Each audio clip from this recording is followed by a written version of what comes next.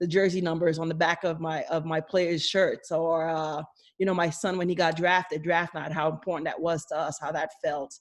Him going through the ups and downs of his rookie season, starting some games and not playing others, and being, cheerleader for him. So I've had 21 blogs written. I don't have a host for it or home for it yet, other than possibly creating a site. But I think, as Greg and I talked about, this platform could be a way for me to continue to share those experiences with people who are interested in what it's like to be a female Division I coach with a son in the NBA. I mean, that dynamic, there's no other female head coach that has a son in the NBA. So I think that story can attract a lot of readers as well to our site. Definitely. And how's Terrence doing now? Is he staying safe? Yeah, he's staying safe. He's hunkered down in LA, so they're keeping a close eye on all the guys. So I think he's in good hands. All right, good. Thank God. That's great. David Cooper, welcome to the crowd.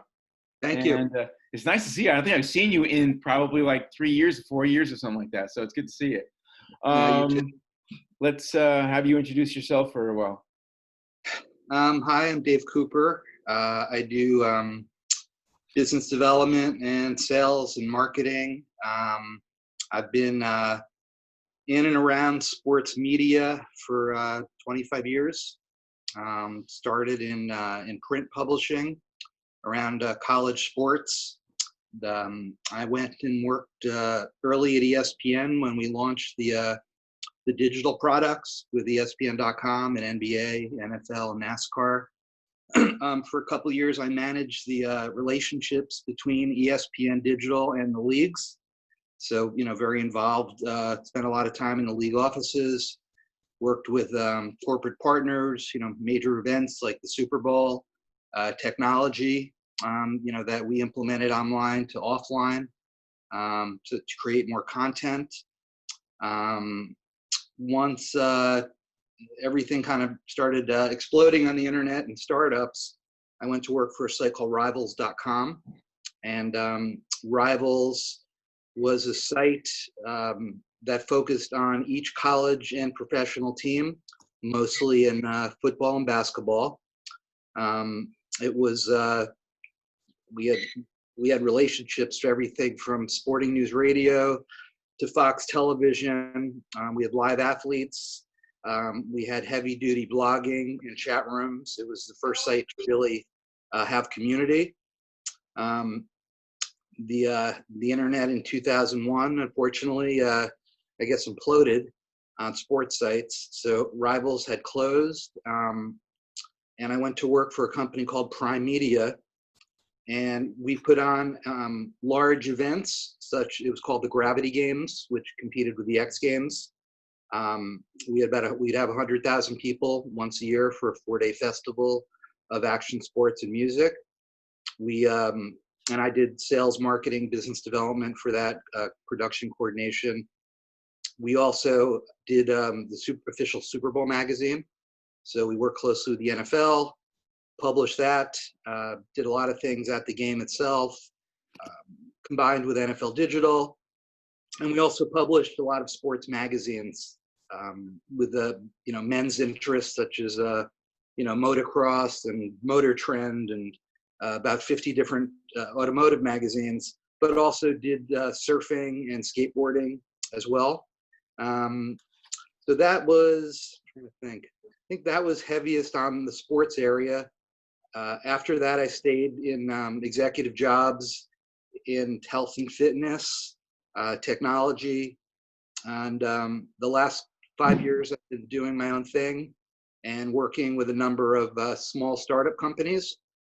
And that's, again, everything from sports to charities to healthcare, and helping them create business strategies and plans, hiring people, and how to make money. I met Greg probably 7 or 8 years ago, and when he was first, coming up with this concept, and we had met, and then we hooked up again about 1.5 years ago. So, I'm excited to be involved and help however I can. Awesome. Thanks so much, Dave. Sure. And let's talk to Kelly now. We have she's the newest member of the group, so let's talk to her and see what she's about. Kelly.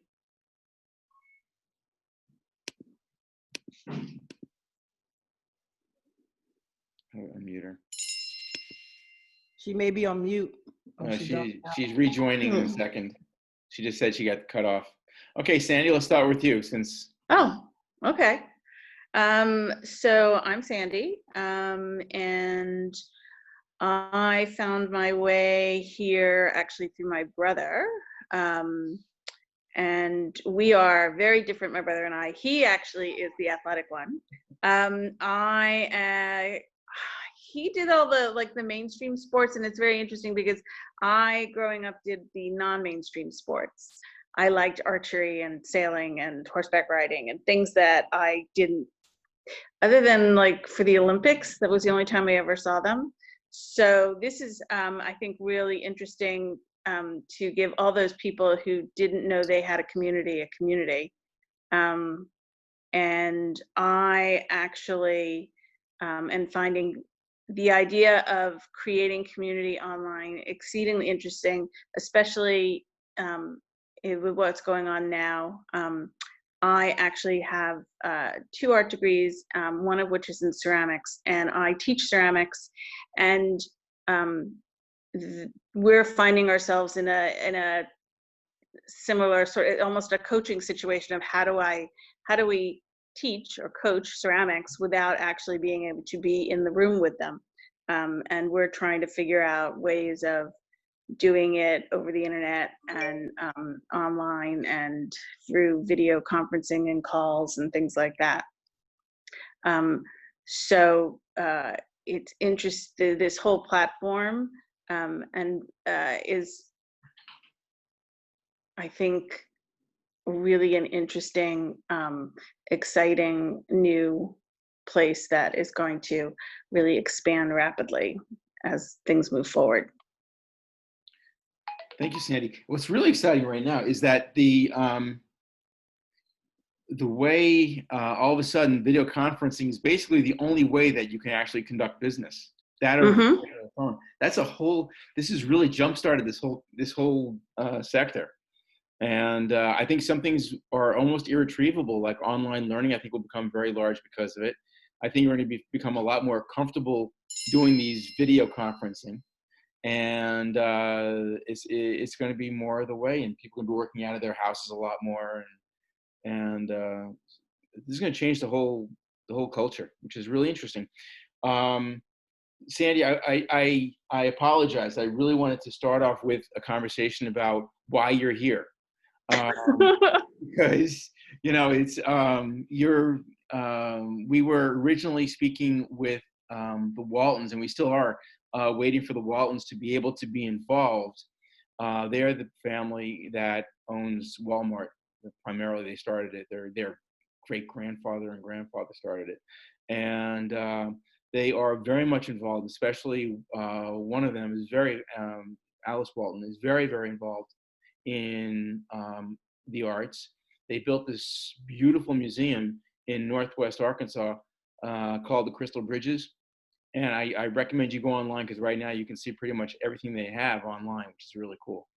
I'll do that. It's a new museum. It's really fantastic. So one of the criteria that they had in this scale challenge was for us to bring on a corporate artist, so that we have this melding of art, community, and business all blended into one thing. And we, I think, more than the other challengers in this scale challenge, are able to be in sync with an artist, because most of the other ones are pretty much one-trick ponies. They are either a razor, or they're a technology for brain cancer, or they're another technology for chips, and that it really was hard to fit an artist into that. Whereas I think we, as a community itself, has an opportunity to had opportunities to look at a bunch of different artists in different venues. And I really picked Sandy because, number one, I was introduced through Adam, her brother, and he's a really cool guy. So I figured Sandy would be a really cool person. And two, because the kind of art that you do, Sandy, is really, really unique. It's very organic. It Yes. has this really tight connection with with nature. And I was thinking the way we are planning to expand, is very organic. I thought it would be really, really smart to connect with you and have you as an influencer with us as a corporation. So It's always good to get the art side of things. We see things a little differently. oh, So I absolutely. think, yeah, so it always is a good way to balance out the business side of things. And guys, I would recommend that you go on her site. If you want to, Sandy, can you type in that box Um, on the website? Well, I don't know. I'm on an Is it SM iPad. Beckerman? Yeah, it's SM Beckerman. Oh wait, you know what? Got a low battery. Let me grab my charger. It's okay. And that's at Gmail? Oh no, Well, no, the website, you can just, the website is www.smbeckerman.com. gotcha. Okay, I just posted it. Guys, you should go check that out. It's really cool. It's beautiful stuff. It's very unique. The way I look at it is that as we're trying to grow organically, there are spots that are available to us in lower profile sports because you don't have mainstream media trying to squeeze into every crevice of these lower profile sports. Whereas I think we can, by building the templated portal system the way we've done it, we can pick up a small sport, we can pick up a small fitness activity and make it a real serious entrant into our community. So I was thinking about a lot of the stuff that Sandy does is with like things that look like barnacles. And Yeah, a lot of sea influence, ocean influence, coral reefs. There's an environmental thing, the bleaching of the reefs in Australia, things like that are sort of abstracted and incorporated into my work. so I love the way that there was something in Star Trek a billion years ago, and it was something about the way life can always find a way to proceed, and that's something that you see barnacles. They're looking for every place they can fit in, and coral every place they can fit. Every little mussels pop up every place, and I was thinking how appropriate that was with us trying to build organically and building these communities, and one large community is built of these little communities put together. So I was thinking Sandy was exactly the perfect kind of artist for what we're doing. So I'm really glad to have you on board, Sandy. Thank you. Happy to be here. Excited. Yeah, me too. Okay, so we got Kelly back.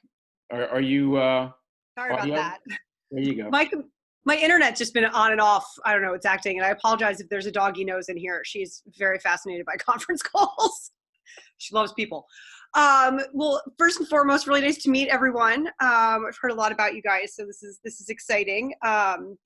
Jumping quickly into my background, Sandy, I was actually an art major in college. Okay. We're everywhere. There are lots of us. Well, I was the only Division I ice hockey player art major they've ever seen, so they didn't really know what to do with me. But I kept our grade point average up, which was a really good thing.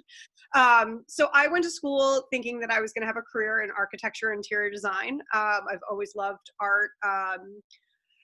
And, I always played a ton of sports. I'm a daughter of a 2-sport professional athlete. I grew up with a bunch of boys. I played a ton of baseball and hockey growing up, but I played anything I could get my hands on. I tried to play football. My parents vetoed that pretty quick. But I play anything, and ended up doing an internship at the NHL my senior year, and realized that I loved working in sports. They kind of put me in the graphic arts department, which I quickly realized I was crap at graphic arts. But loved working in sports. And so, Dave, I think we'd have some crossovers with a couple of my first bosses at the NHL. But I actually started at the NHL with the mobile launch. around 2003, 2004, prior to the lockout. I was really lucky to have an awesome boss in Doug Perlman, who knew I didn't want to be, Yeah. a full-time assistant. And he kind of I knew- exposed me to a lot of different things. And I worked for Frank Stapovitz, who then went over to the NFL and took over Super Bowl. So I had some really cool, really engaging first bosses. So my background's in pro sports. I worked for the NHL, Major League Baseball, for about 10 years. I focused on the consumer product side mostly, dealing with sports manufacturers, the Nikes, the Under Armours, their presence in retail marketing. So Dick's, Sports Authority back in the day, really the launching of Amazon and online stores, in addition to every single team store. I used to run the team calls. That's a lot of personalities and a lot of different, whether it was hockey or baseball. I think we had Canadians in there, people from Texas. It was quite the different group of circumstances, but always really good to kind of understand the retail community and what they're up to. I've worked on hard goods, soft goods, apparel, video games, pretty much everything in the pro sports world. I've had to deal with the athletes and their agents. That was always a lot of fun. And then I transitioned to work for Universal Music Group for 2 years. That was a pretty hard sell. I didn't really want to leave sports, but I figured rounding out with entertainment might be a good idea on my resume. And they basically told me that what I was doing for players and teams, I was just going to do for Mick Jagger and Justin Bieber. I was not hip enough for that job, but it was a really good learning experience. These people were like really cool, and I was like wearing Lily Pulitzer. Like I looked like a huge nerd. I had to take a meeting once with Axl Rose. I had suede elbow patches on a blazer. It was very embarrassing. But really, really interesting model, very different in entertainment than in pro sports. I went to Tough Mudder from there, which was really at the time exploding, and I ran all of their corporate marketing for all of their partners, as well as their merchandise department. So worked with Under Armour to launch the first ever Mud Run shoe. Not that it was really anything other than a high top sneaker, but really an interesting startup environment. And then from there, I went to the New Jersey Devils in the Prudential Center, and I ran all of corporate relationships for them. Also very interesting. I've kind of been doing my own thing for the last 5 years. I've done a lot with youth sports. That wasn't necessarily on purpose. I just think that in that space, they're looking for help with branding and marketing, and sales. And so that's kind of my background. On a personal side, I still play hockey. I've picked up golf, paddle, and tennis in the past 5 years. I ski like a hockey player. It's really embarrassing, but I get down a mountain. I still play softball on an old ladies team. They're awesome. Like these girls are really good and they're really fun. I'm trying to think of what else I've been playing. I pretty much play everything, roller hockey, whatever. But this has been fun, and Greg and I got connected through LinkedIn, and I'm really hoping that some of my background and experiences will be helpful. So I'm really looking forward to meeting you guys more and helping out the team. That's awesome. So the two people we're missing are Jim Patton and David. I think you weren't on when I was talking about it, but Jim's mom just passed away from COVID. Wow. Yeah, so she's taking care of that. And so I gave him a pass, but I think he's going to be a very interesting and great addition to the team. I think if we all read the personnel thing that I put together, and if there's any corrections you need done on the personnel thing, tell me, and I of course will do it immediately. We lost one to attrition. Trisha Blackman was at SI.com, and she'd been there for a long time, and she was one of the managing editors there, and I was thinking about her as our managing editor and controller of the community. And I didn't know if she was going to fit well into the community side of things, but of course, as an editor, she'd kick butt. And the connections she has with pro and top amateur athletes are incredible. But we lost her to some other company that she went with. So that's the problem with being a startup and not having the funding yet, is that you get a little bit ahead of yourself, and some of the sales get winded once in a while. So as I said, we're missing Jim today. Ann Crandall is also, like you guys, a sports pro. She's been on the marketing side and the operations side of Pac-12, of the NBA and a couple other big organizations. So she's going to be phenomenal. She wants to be in as a consultant until I think we're totally up and running and moving well. But she's going to be a phenomenal addition if she can stay available long enough for us to grab her. And we're going to work on that. And the only other one we have to chime in is Camila.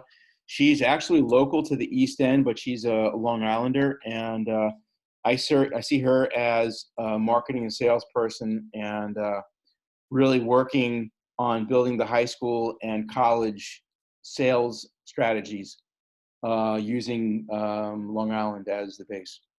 So she obviously isn't here, and we'll try to get her on the next call. But I'd like to do these calls every week or two for now, and obviously when we get the funding, we should be talking all the time and being in the same place a lot too.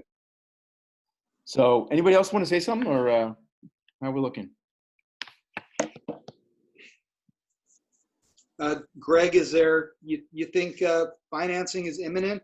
I know Okay, it's very I time out there, but I know you've been talking to people, and it's not the greatest financial market to spend, but just want to know where things are. the rich people always have money, and it doesn't really matter if it's a bad market or a good economy or a bad economy. Usually they figured out ways to make money and always have money. So there's one there. True. Right now we're talking to a couple of people. There is, first of all, we are still waiting to get our day in the sun with the Waltons. The Walton family, it makes so much sense to work with the Waltons. If you watch till the end of the intro video I did for them, I went through an explanation of why it makes sense and the addition that I see in using UB Sports, and them using UB Sports as a partner for the online. But quickly, just hit that for a second. One is they have pretty much brick and mortar. They've got that nailed, obviously, 11,300 stores. They're doing something right. And most of the stores are very large. They have 286 million customers, which is unbelievable. And the sports side of their offerings are pretty much recreational, lower quality, mass market kind of stuff. They have fewer competitive offerings. They really have almost no high-end competitive stuff except for maybe good Rawlings baseball and softball mitts, and some good mountain bikes. And they have a lot of interest in mountain biking. I'll get to that in a second. But the reason why, there are two reasons why I see us being very important to them. One is that we are 100% online, obviously. Two is that we bring all the other sports and competitive sports into their world. We also bring in the high-end equipment, even for the sports that they are carrying. And that's really cool for us. And I see that as being a perfectly complementary addition to what they're doing. For us to have the ability to talk to 286 million people is crazy. Our worst case scenario, which puts us at about $500 million in 5 years, only needs 3 million members to be there. And they have 286 million people. So if we even get 10% of that, we're going to be past the highest of our models. Great. Very exciting. And they have about the same number of customers as there are sports enthusiasts and participants in the United States. So the opportunity is crazy big for this thing. The other part of this is that they're looking to add more health benefits to their customers. If you think about the average Walmart customer, they're about 150 pounds overweight, and it's sort of embarrassing for the people who are in the board of the Walton Family Foundation. They're supposed to be all about the community and health and help and all that kind of stuff. And here they have a bunch of obese people running around or waddling around their stores. So one of the things that was important to me was find a way to try to help them in that health conscious effort. And one of the things that if you look at, I don't know how many of you have been in a Walmart store, but pretty much most of them are like this big square box, and they have a central selling area and then an outside selling area, and then sort of a rectangular track that goes in between the two outside and inner areas. So this rectangular thing was right around the whole thing. And in thinking about it, I was thinking it would make really a lot of sense if there were like a card reader on opposite corners of the store.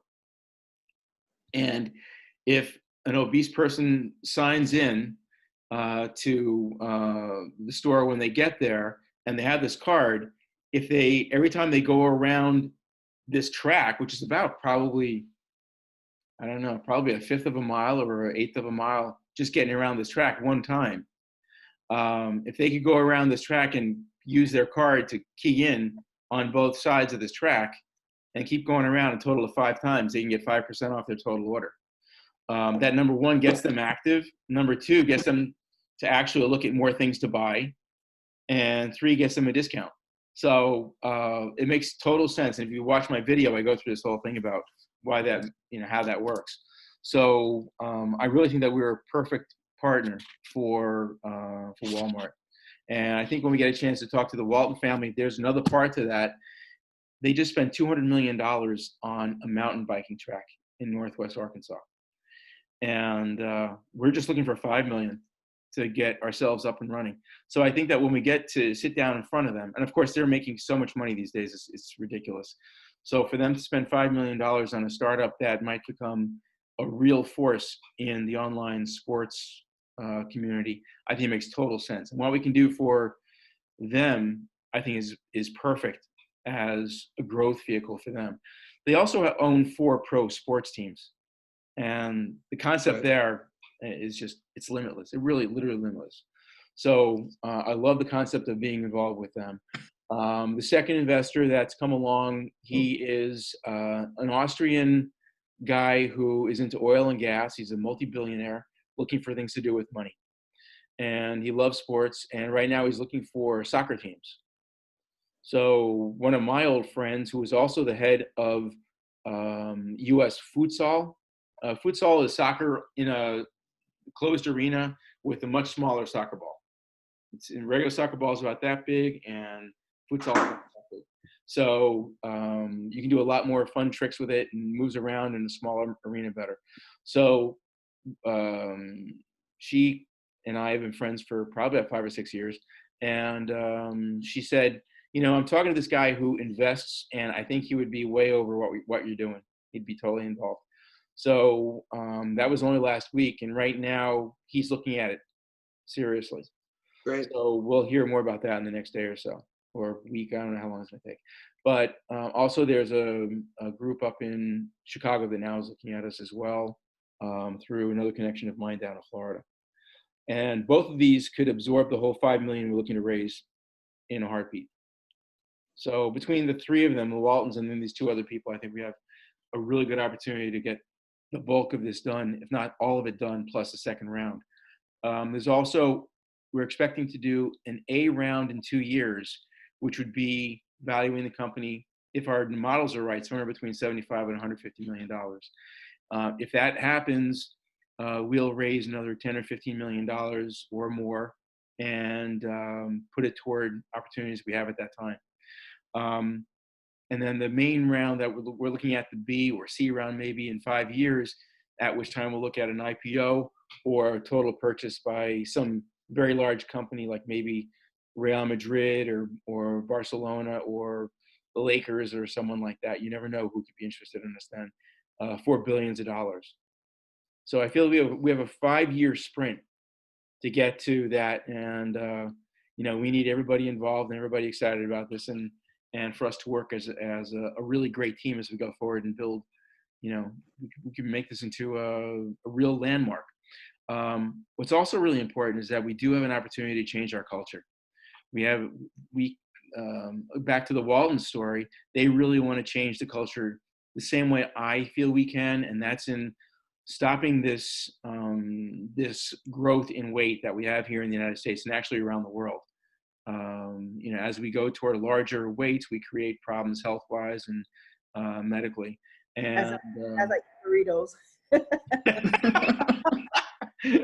well, I hope you're enjoying it. But the whole As concept. we're all housebound and can't even, can barely go out for a walk. Well, that's unfortunately we're all stuck in here. That's right. Yeah. So that's that's one of the things that I like to see us try to conquer as a group and as an organization, is try to stem the tide of that and try to reverse it a little bit and get us to start losing weight instead of gaining weight as the average, as an average person here in the United States. And I think also, if you think about social media, there's been so much that's happened over the past few years where a 16, 17-year-old kid decides to go out and kill their classmates. And they all have this dysfunctional relationship with social media. And I think one of the problems is when you join a social media site, you're alone in this community, this bunch of 2 billion people. And you are literally more alone than you are in your house when you're just by yourself. So here you have this kid who's 15 or 16 or 30, and they're inside their house all alone, thinking about how alone they are. Then they join this 2 billion person population, and they still are alone. But now there are billions more people around them. They feel even more alone. When you join UB Sports, you immediately join the UB Sports community, and you join something called the UB Universe. And I would love the concept of joining a community the day you start playing a sport. So that's really important for us to bring home, is that when you join UB Sports, you're joining that community and that bunch of people around you from the top to the bottom of every sport. Then the next thing you do is immediately, even before you can join as a real member, they ask you what sports you play. So there again, you're immediately thrust into another community or another bunch of communities. For me, it would be sailing, squash, and skiing, and tennis, and cycling. And every one of those is its own community. And every one of those has not only a bunch of people around the whole nation, but also people locally, teams and leagues and clubs locally, and also connections right up to the top of our sport. So every sport is getting a pro or an Olympic athlete to be involved, or a top college or high school athlete if we can't find someone higher than that. And they immediately have all these connections and all these people who are, number one, really connections because they have commonalities, but then also potential to gain friendships and relationships in the real world. The third part of that, going back to the first part of it actually, of this, is that we try to kick people off the computer. I'm really trying to get people to get off the couch and go out and do things. And I think especially when you're a kid, if every 15 minutes you sort of tug at them, hey, what's the weather like there? You want to get outside and go play? And I think that's really important too, because that also will reverse this thing that's going on right now where kids just sit in front of the TV or on the phone and just plug away for hours and hours. I saw a meme because of the COVID thing, and it said, now I have an excuse to be staring at my phone from 9 to 9 every day. And unfortunately, I think that's really what's happening, and even without COVID. So I'm hoping we can sort of stem the tide of that too. So that's my proselytation for the day. Anybody else have any questions or any thoughts? Well, I want to say I really, what's the word I'm looking for? Connect with what you're saying about getting people out and creating community, because you wouldn't think it, but the very thing that I do is actually an example of that very thing. I mean, I moved to Los Angeles, and the first thing I did was join a pottery studio for community, and it created a community for me, people who I'm in touch with all the time. And every time, in order to learn the activity, you come into the studio, you become a part of the studio and a part of the community as soon as you partake, and you have to put down your phone. Literally, you can't do it if you're touching your phone. Your hands are covered in clay. So it's sort of the art version of sports. And it forces community, it forces interaction, it gets you off your phone, it becomes a lifestyle activity, gets you out of your house. it does all these really wonderful things. So I totally connect and appreciate that connection between the two, like the way they're very similar. So I really connect to what you were saying. Awesome. It's great, Sandy. Thank you. All this talk about being outside, I had to Yeah, I go do. outside. You're a dog, John. That's awesome. Anybody else? Or we good? No, this has been great. Yeah, great. You joined. I'm excited to be working with you, Kelly. That's all you guys. I think we have an opportunity to work together to make this thing really be fantastic. Yeah, I'm fired up. And yeah, definitely. And my thanks for all of you for joining today and for being involved. And let's do this in another week or two, and we'll do it like that. Is that good with you guys? Good. Yeah. Good. Sounds great. Sounds good. We'll see you all soon. Thanks, everybody. Yeah. Have a great day. Bye. Thanks again. Bye. Bye.